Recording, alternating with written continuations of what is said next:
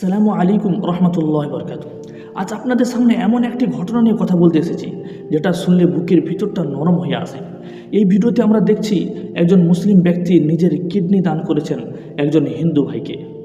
কেউ কাউকে জিজ্ঞাসা করেনি তুমি কোন ধর্মের, জিজ্ঞাসা করেছে শুধু এটাই প্রশ্ন, তুমি বাঁচতে চাও তো? প্রিয় ভাই ও বোনেরা, মানবতার ভাষা কোনো ধর্ম দেখে না, মানবতার রং কখনো জাত দেখে না, মানবতার পরিচয় এটাই একজন মানুষ।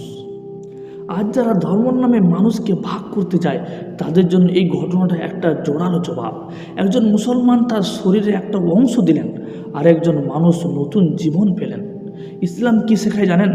নবী পাক সাল্লাল্লাহু আলাইহি সাল্লাম বলেছেন, যে একজন মানুষের জীবন বাঁচালো সেই জন্য পুরো মানব জাতির জীবন বাঁচালো। আর সনাতন ধর্মেও বলে পুরো উপকারাই ধর্ম। তাহলে প্রশ্ন আসে, ধর্ম কি মানুষকে আলাদা করে? না ভাই, ধর্ম মানুষকে আরও কাছে আনার জন্য এসেছে।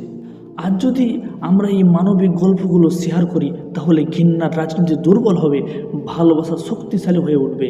আমি আপনাদের কাছে এই ছোট্ট একটা অনুরোধ করছি, এই ভিডিওটা শেয়ার করুন, কমেন্টে লিখুন মানবতা জিন্দাবাদ।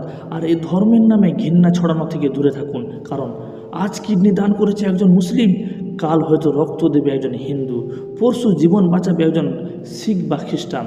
প্রিয় ভাই বোনেরা, ভিডিওটা ভালো লাগলে লাইক দিন, চ্যানেলটি সাবস্ক্রাইব করুন, আর এমন মানবিক গল্প পেতে আমাদের সাথে থাকুন। ইয়া আল্লাহ আমাদের প্রত্যেককে মানুষের মধ্যে মানুষ তৌফিক দান করুন।